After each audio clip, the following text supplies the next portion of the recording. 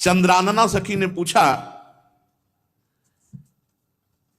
हे प्रियाजू, हे राधे, परम सौभाग्यदायक महान पुण्यजनक श्री कृष्ण की प्राप्ति कैसे होती है? प्रियाजू से पूछा। प्रियाजू ने कहा, बहुत जल्दी श्री कृष्ण की प्राप्ति कराने में समर्थ है श्री तुलसी महारानी जी। प्रियाजू का वो बताया हुआ उपाय, श्री वृंदा सखी, ये वृंदावन की अधिष्ठात्री देवी हैं, ये वृंदावन की पूरी व्यवस्था को देखती हैं। प्यारे जू के नित्य केली की व्यवस्था करती हैं और इनकी कृपा के बिना कोई वृंदावन में प्रवेश नहीं कर सकता। ये हमारी प्यारी जू की प्रिय सखी वृंदा सखी श्री तुलसी महारानी जी। चंद्रानना सखी ने कहा कि परम सौभाग्यदम राधे महापुण्यम वरप्रदम श्री कृष्णस्यापि लभ्यर्थम, तो उनका तुलसी सेवनम मतम, मेरे मत में यदि तुलसी जी की सेवा की जाए, तुलसी जी का यदि स्पर्श हो जाता है, तुलसी जी का नाम कीर्तन किया जाता है, तुलसी जी को प्रणाम किया जाता है, तुलसी जी का वृक्ष लगाया जाता है, तुलसी जी को जल अर्पित किया जाता है और तुलसी दल से नित्य भगवत सेवा की जाए, तो बहुत जल्दी श्री कृष्ण प्रसन्न हो जाते हैं। प्रतिदिन जो तुलसी जी की भक्ति करता है, तुलसी का पौधा रोप करके तुलसी जी का सिंचन करना, तुलसी जी को तिलक लगाना, तुलसी जी को माला पहनाना, तुलसी जी की परिक्रमा करना, तुलसी जी को प्रणाम करना, वो कोटि सहस्त्र युगों तक ऐसा महान सुकृत होता है कि भगवान श्री कृष्ण के नित्य समीप रहता है जो तुलसी जी की सेवा करता है। जब तक मनुष्य की लगाई हुई तुलसी की शाखा प्रशाखा बीज पुष्प सुंदर दल से तुलसी जी सुशोभित होती है, तब तक हजारों कल्पों में श्री हरिधाम में रहते हुए उसका कभी पुण्य नष्ट नहीं होता। जैसे एक दिन 1000 कल्प, 2 दिन 2000 कल्प, वो भगवान के नित्य धाम में महान सुकृत के बल से भगवत धाम में रहेगा, जो तुलसी जी का पक्का मान लीजिए। जब स्वयंसी में से तो तुलसी जी रोपण करके तुलसी जी का एक वन लगाया था और रोज नवीन नवीन मंजरी तुलसी दल लेकर प्रभु के चरणों में, कहीं ना कहीं तुलसी जी की कृपा हुई। वृंदावन, ये वृंदा अधिष्ठात्री देवी वृंदावन की है, इनकी कृपा के बिना। हे चंद्रादने, संपूर्ण पत्रों और पुष्पों को जो उतार करके सम्मान पूर्वक पहले प्रार्थना करनी चाहिए, हे वृंदा देवी, हे तुलसी जी, भगवान श्री हरि की पूजा के लिए या प्रियाजू की पूजा के लिए हम आपके कुछ मंजरी कुछ दल लेकर के सेवा करना चाहते हैं, आप कृपा करके मुझे दीजिए, और फिर उतार लें। ऐसे नोचना नहीं, बहुत सम्मान से बहुत प्यार से, तो तुलसी जी प्रसन्न होते हैं। जो मनुष्य तुलसी दल से श्री हरि की पूजा करता है, कोई भी पाप उसका स्पर्श नहीं कर सकता। पूर्व में किया हुआ कोई भी पाप उसको दंड नहीं मिलेगा, जो तुलसी जी की आराधना नित्य करता है। अब इतना जल भी ना चढ़ा दे, माल पुण्य हो जाए और तुलसी जी अंतर ध्यान, अनुकूल जल, जैसे मान लो गमले पे हैं तो इतना बड़ा तांबे का रोज उससे चढ़ा, हम भर के लोटा चढ़ा दोगे 2-4 दिन में अंतर ध्यान हो जाएंगे तुलसी जी। बहुत विवेक से जरूरत है, मतलब भारी पुण्य होगा। अब इतना बड़ा लोटा रोज जल चढ़ाओगे तो 2-4 दिन में पीली होके अंतर ध्यान हो जाएंगे। भाई इतना जल, अनुकूल जल चाहिए, एक तांबे का छोटा सा लिया, ऐसे रोज डालो, उसमें कोई फर्क नहीं, और गमला उठाकर धूप में विराजमान करो। सेवा का मतलब क्या है? जो तुलसी जी को जल अर्पित करके तुलसी जी की सेवा करता है, हरि चिंतन करता है, कभी कोई पाप उसका स्पर्श नहीं कर सकता।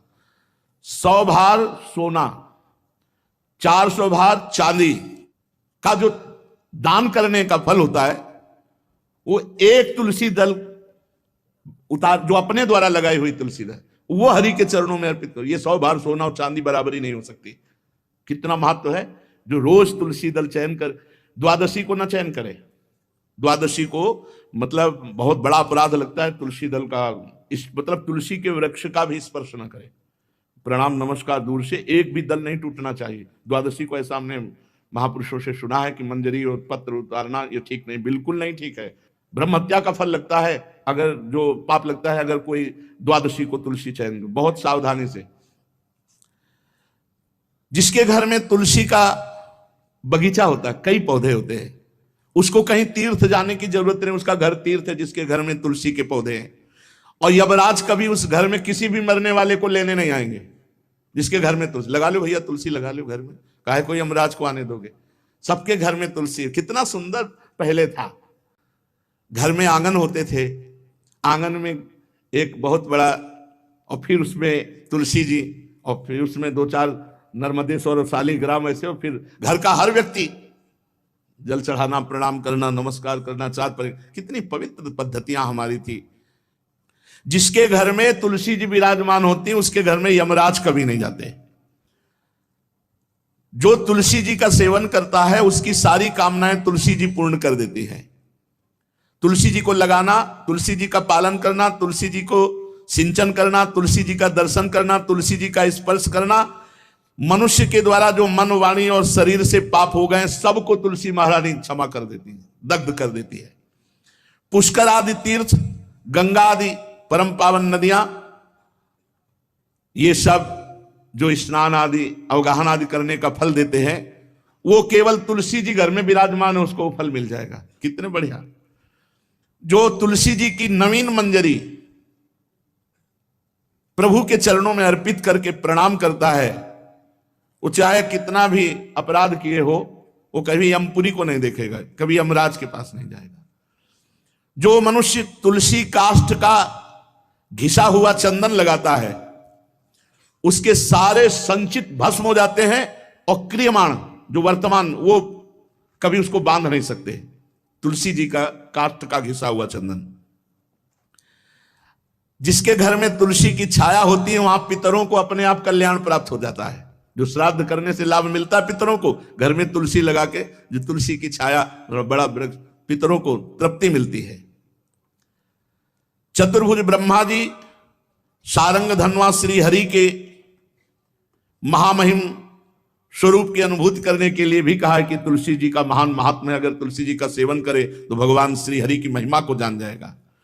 स्त्री हो या पुरुष, पुरुष नपुंसक नारीवा जीव चराचर कोय, सर्व भाव भज कपट तज मोहि परम प्रिय सोय। शरीर वर्दी है, हमारी पोशाक है, हम सब एक हैं, आत्मस्वरूप है, कुछ अलग नहीं है। शरीर केवल पांच भौतिक है तो सबका पांच भौतिक है, उसमें चिन्ह है स्त्री पुरुष के, बस। इसके लिए भगवान की आराधना निषेध थोड़ी है। जो स्त्री या पुरुष श्री तुलसी जी के काष्ठ के मन के बना के, जैसे छोटी कंठी या बड़ी माला धारण करता है, श्री कृष्ण उसके बस में हो जाते हैं। यह है तुलसी जी की महिमा। परम सुभाग श्री कृष्ण मिल जाते हैं, और कौन सी भी हमें उपलब्धि चाहिए। हे गोप नंदिनी, तुलसी जी का सेवन करने से श्री कृष्ण वश में हो जाते हैं।